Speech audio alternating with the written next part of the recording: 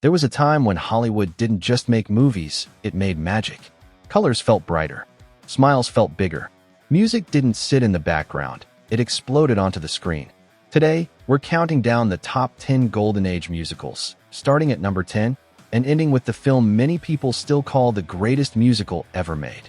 Number 10, Gentlemen Prefer Blondes, 1953.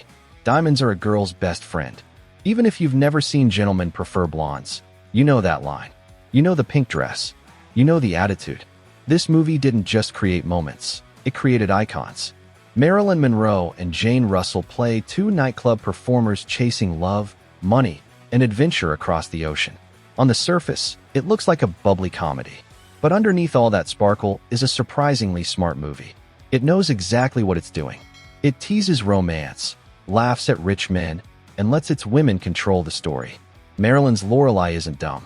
She's strategic. She understands power, beauty, and how the world really works. Jane Russell's Dorothy balances her out with confidence, loyalty, and grounded humor. Together, they don't compete. They dominate. The musical numbers are colorful, playful, and endlessly watchable. Every set looks like a dream. Every song feels like a performance instead of a break from the story. This is Golden Age Hollywood at its glossiest. Big hair, big smiles, big stages, and a movie that proves musicals could be sexy, funny, and clever all at once. Number 9, A Star is Born, 1954. If you think old musicals were all happy faces and tap dances, A Star is Born hits you like a surprise punch. This is a musical about fame and how badly it can hurt. Judy Garland gives one of the most powerful performances ever put on film. She plays Astaire, a talented singer whose career begins to rise just as her husband starts to fall. And the movie doesn't soften that fall. It shows addiction, ego, jealousy, emotional collapse. The songs aren't just catchy, they're emotional explosions. The Man That Got Away doesn't feel like a number. It feels like someone breaking in front of you. What makes this movie special is how honest it is. It doesn't pretend Hollywood is magical. It shows how brutal it can be, how it builds people up, then quietly watches them disappear.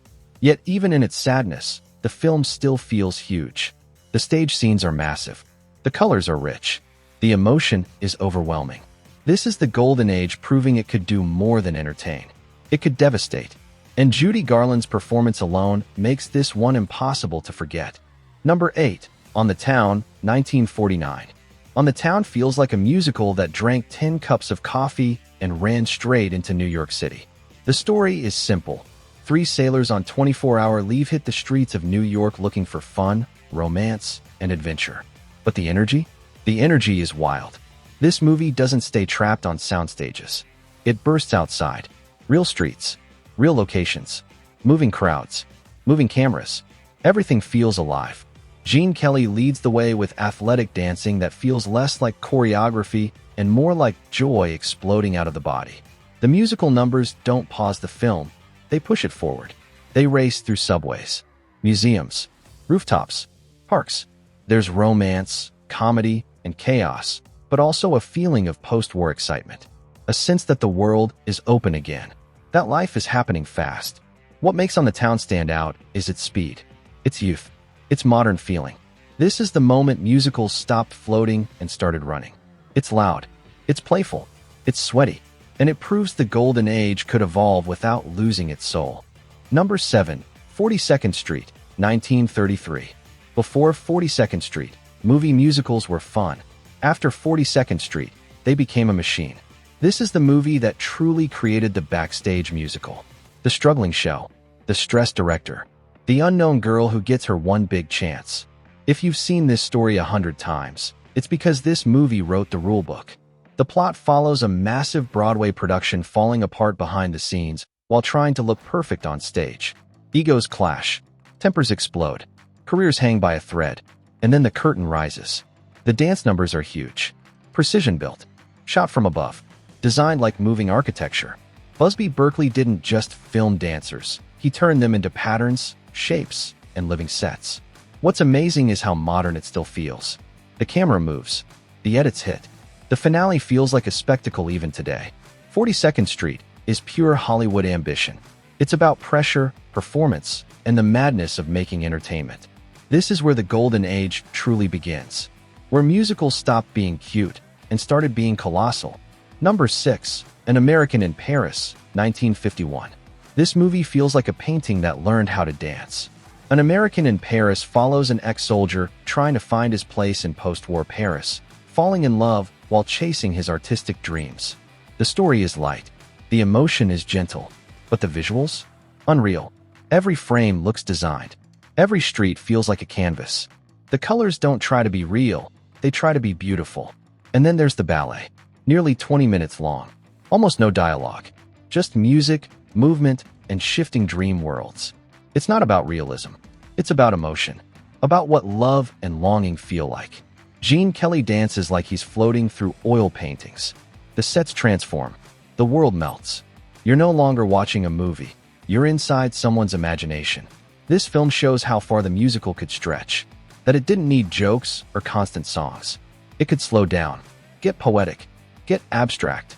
An American in Paris is Golden Age Hollywood showing off its artistic side. Not loud, not flashy, just gorgeous. Number 5. The Bandwagon, 1953. If 42nd Street is about the chaos of putting on a show, The Bandwagon is about the soul of performing. Fred Astaire plays an aging movie star trying to make a comeback on Broadway.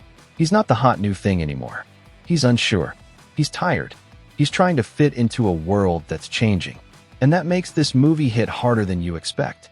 It's funny, stylish, and full of incredible dance numbers. But underneath the polish is a story about relevance.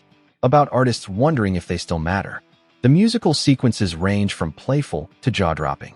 The girl hunt, ballet turns noir into dance. Romance into rhythm. Shadow into movement. Astaire doesn't dance like he's showing off.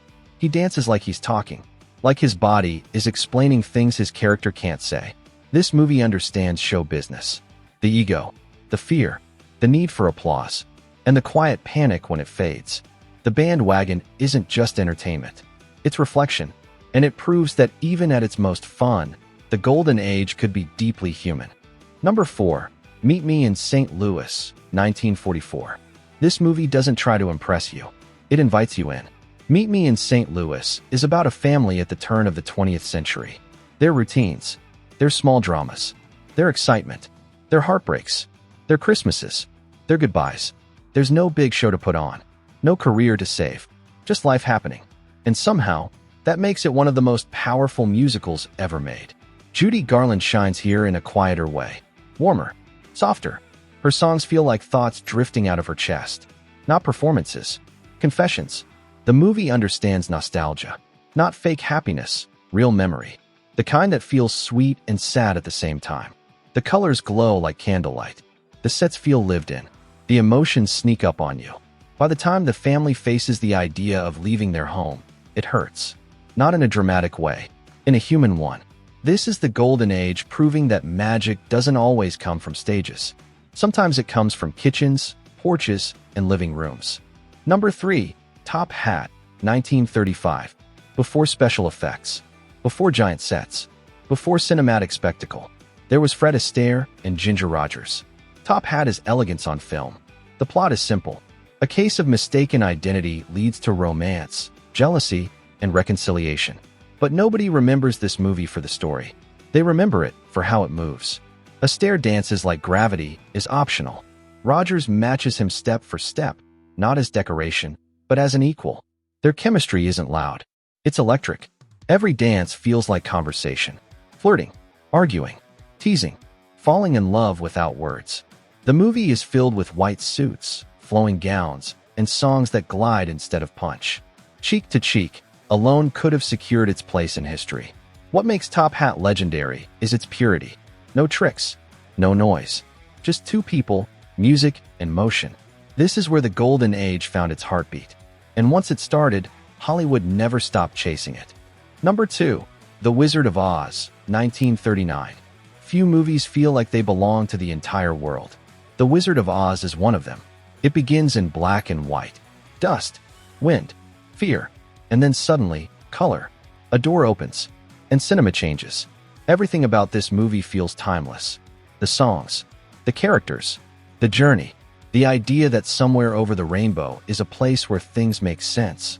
But what makes this film powerful isn't the fantasy. It's the emotion under it. Dorothy doesn't want adventure. She wants home. The Scarecrow wants a brain. The Tin Man wants a heart. The Lion wants courage. And none of them realize they already have what they're searching for. The music carries that message. Soft, hopeful, lonely, brave. The sets are unreal. The costumes unforgettable. The imagery burned into culture forever. This movie didn't just define the golden age. It defined what movies could feel like. Number 1, Singin' in the Rain, 1952. There are great musicals. And then there is Singin' in the Rain. This is Hollywood at its happiest, smartest, and most self-aware. The movie takes place during the death of silent film, when voices suddenly mattered more than faces. Careers collapse. Stars panic. The industry reinvents itself. And it turns that chaos into joy. Every number is iconic. Good Morning. Make Him Laugh. And of course, Gene Kelly dancing through rain like happiness itself is leaking out of him. But what makes this movie perfect is balance. It's funny, romantic, technically brilliant, emotionally light, historically meaningful, and endlessly rewatchable. The choreography feels impossible. The timing feels effortless. The comedy never ages. This movie understands movies. Why we love them. Why we need them. Why they survive every technological shift. Singin' in the Rain isn't just the greatest Golden Age musical. It's one of the greatest films ever made. So that was our trip back to the time when Hollywood sang its feelings, danced its dreams, and painted magic across the screen. Now I want to know, if you could only keep one Golden Age musical forever, which one would it be?